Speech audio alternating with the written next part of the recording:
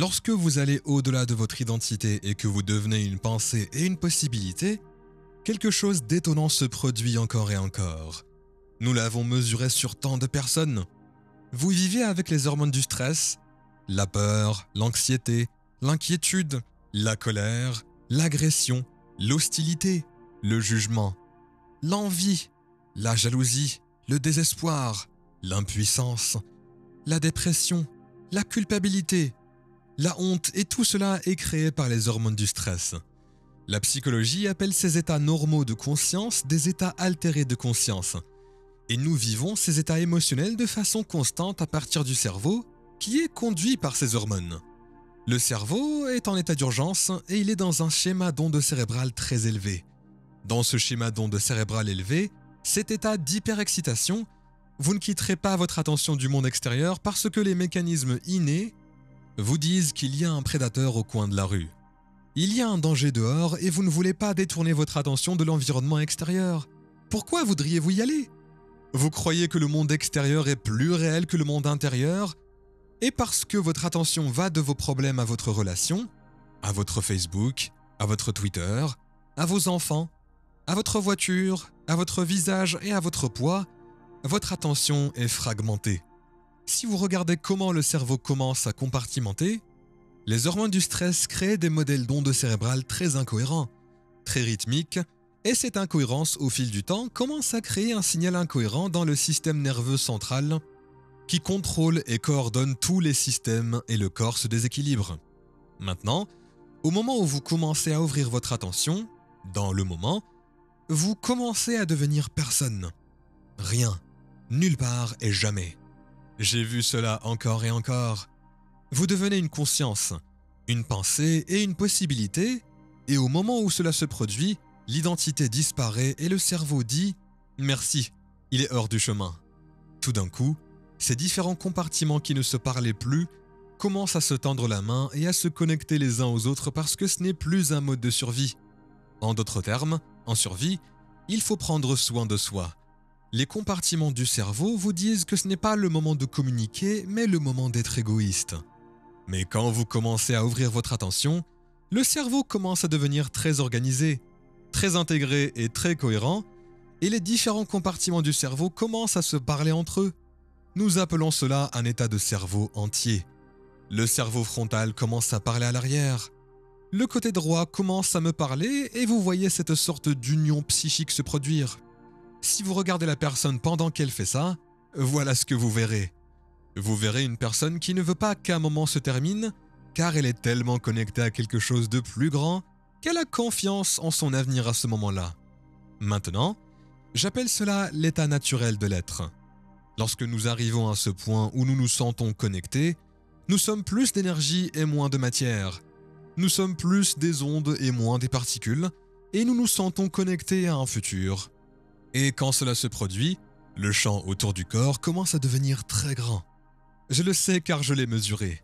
Alors maintenant la personne se met dans cet état et elle n'est plus séduite par les choses de son environnement extérieur. En d'autres termes, plus on se sent entier, moins on recherche le plaisir et inversement.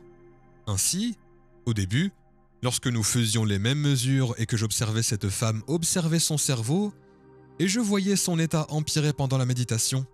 Finalement, la méditation s'est terminée. Je l'ai appelée pendant la pause et je lui ai demandé ce qui se passait là-dedans. Elle m'a répondu qu'elle analysait le moment de sa vie. Je venais de comprendre que si nous analysons notre vie en fonction de l'émotion qui nous anime, la réponse ne se trouvera jamais dans cet état émotionnel, car l'émotion est l'enregistrement du passé. Il faut prendre les gens et les emmener au-delà de leurs émotions. Ils regarderont en arrière et auront la réponse.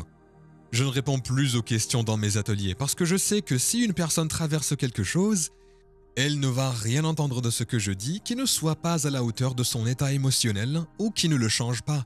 Non seulement ils ont leur propre réalisation de soi et plus d'informations se fait. Donc, quand vous êtes très stressé, ce n'est pas le moment d'apprendre mais de réagir.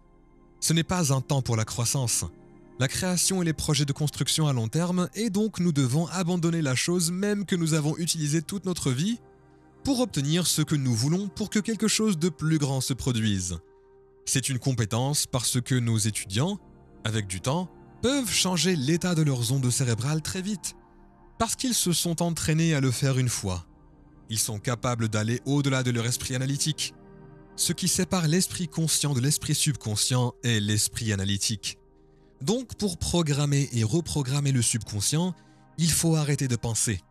Si vous analysez votre vie pendant que vous méditez, alors vous pouvez tout aussi bien ouvrir les yeux parce que vos ondes cérébrales ne vous permettent pas d'accéder au système subconscient.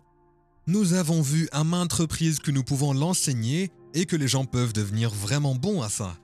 Cela ne dépend pas de votre âge, ni de votre formation, c'est juste une compétence. La sainteté est l'endroit parfait pour créer. Mais vous et moi pensons que la création est un effort, et c'est le cas. Il y a un équilibre délicat entre l'intention et l'abandon. Si vous avez trop d'intention, c'est un effort, et si vous vous rendez trop, vous êtes paresseux, léthargique et peu inspiré. Mais quand vous êtes vraiment clair sur ce que vous voulez, que vous créez, puis vous vous rendez, vous vous détendez et vous avez confiance dans le résultat, alors c'est une chose très délicate dont on ne peut que parler. C'est difficile à expliquer. Donc, dans un sens, oui. Dans un état de plénitude, toutes les choses que vous pensiez vouloir, vous ne les voulez plus. Parce que comment pourriez-vous vouloir quelque chose quand vous vous sentez entier ? La plupart des gens disent qu'ils veulent la richesse, mais ce qu'ils veulent vraiment, c'est la liberté. Alors, nous demandons à nos étudiants, si vous voulez vous libérer de la richesse, pourquoi ne pas vous sentir libre ? C'est ce que vous cherchez vraiment. Ainsi, vous pouvez conditionner votre corps dans un état de liberté. D'ailleurs, lorsqu'une personne est entière, détendue, satisfaite d'elle-même dans le moment présent et en même temps connectée à une vision de l'avenir, c'est à ce moment-là que ça se passe. Nous l'avons vu maintes et maintes fois. C'est donc un équilibre délicat. Ce n'est pas trop de yin et pas trop de yang. Mais c'est la combinaison entre les deux, et ce que les gens veulent vraiment, c'est profiter et faire la paix intérieure. Quand vous commencez à travailler, vous pensez à toutes ces choses et au vernis, comme la voiture de sport, le bateau, la relation ou tout ce qui est matériel. Mais quand vous commencez à réaliser que vous faites des changements et que vous vous sentez plus heureux de l'intérieur, vous êtes moins intéressé par ces choses extérieures. Moi, personnellement, j'aime les moments mystiques. J'aime les moments qui ont bouleversé mon monde et qui m'empêchent de reprendre mes activités habituelles. Il y a des gens dans notre travail qui ont eu des expériences très inhabituelles pour imaginer comprendre la science de la création. Comme je l'ai dit, il faut beaucoup de pratique, beaucoup d'informations, et nous n'allons pas toutes la chercher. Nous enseignons aux gens méthodiquement, étape par étape, comment construire chaque jour et ils construisent et s'améliorent un peu plus.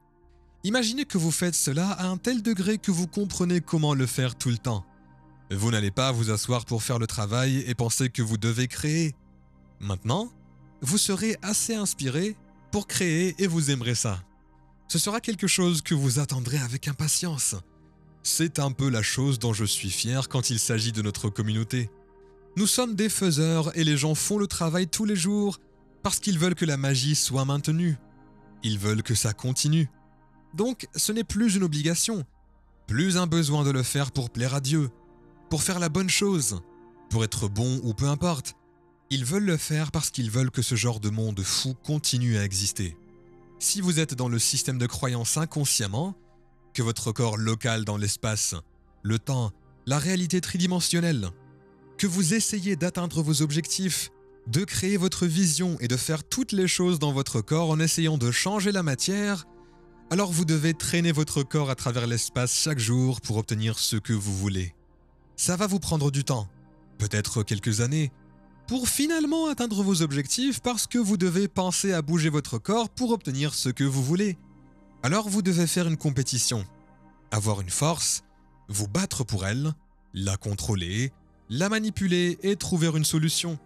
C'est ce que vous faites avec les ressources limitées lorsque vous êtes un corps local dans l'espace et le temps, essayant de créer quelque chose d'autre ou local dans l'espace et le temps de votre matière, essayant de créer de la matière. Vous devez alors faire des choses pour que cela se produise. C'est ça que la plupart d'entre nous ont appris.